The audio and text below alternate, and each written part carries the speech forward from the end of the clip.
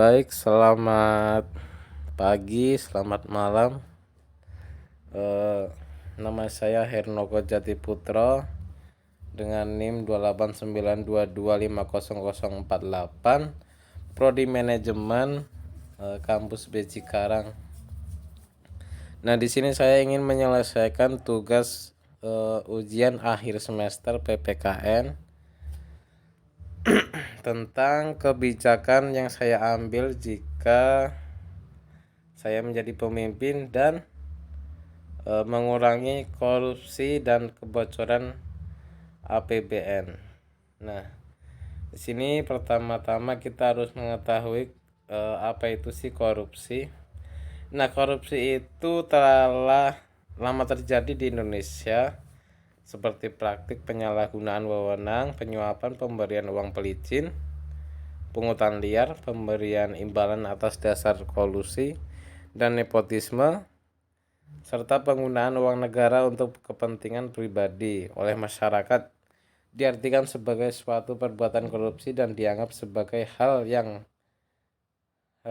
lazim terjadi di negara kita ini. Nah, ironisnya walaupun usaha-usaha pemberantasan sudah dilakukan lebih dari 4 dekade, korupsi ini tersebut tetap berlangsung, bahkan ada kecenderungan modus lebih canggih dan terorganisir sehingga makin mempersulit penanggulannya. Nah, di sini adalah faktor-faktor penyebab korupsi di Indonesia, yaitu ada 4 aspek.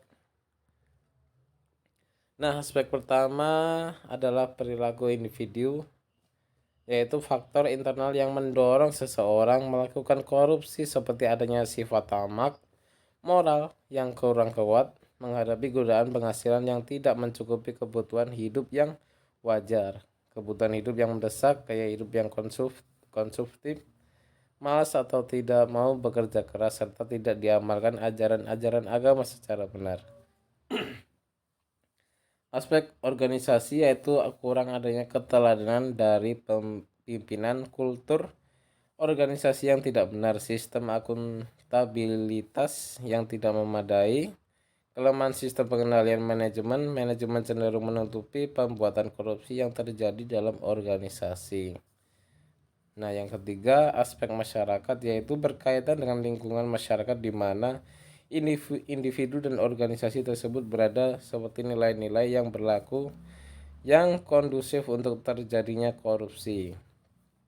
Kurangnya kesadaran bahwa yang paling dirugikan dari terjadinya praktik korupsi adalah masyarakat dan mereka sendiri.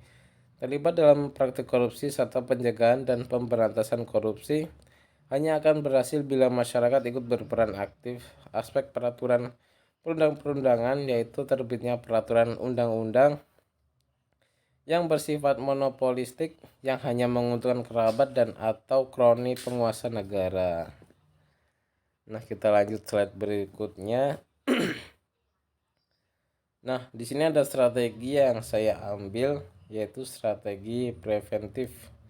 Nah, strategi preventif diarahkan untuk mencegah terjadinya korupsi dengan cara menghilangkan atau meminimalkan faktor-faktor penyebab atau peluang terjadinya korupsi. Nah, strategi preventif dapat dilakukan dengan yang pertama, memperkuat Dewan Perwakilan Rakyat, memperkuat Mahkamah Agung dan jajaran peradilan di bawahnya, membangun kode etik di sektor publik, membangun kode etik di sektor parpol, organisasi profesi, dan asosiasi bisnis, meneliti sebab dan akibat perbuatan korupsi secara berkelanjutan, penyempurnaan manajemen sumber daya manusia, pengharusan pembuatan perencanaan strategik dan laporan akuntabilitas kinerja bagi instansi pemerintah, peningkatan kualitas penerapan sistem pengendalian manajemen, penyempurnaan manajemen barang kekayaan milik negara BKMN, peningkatan kualitas pelayanan kepada masyarakat, dan yang terakhir adalah kampanye untuk menciptakan nilai atau value anti korupsi secara nasional. Nah, mungkin itu saja yang dapat saya sampaikan. Kurang lebihnya mohon maaf. Sekian, terima kasih.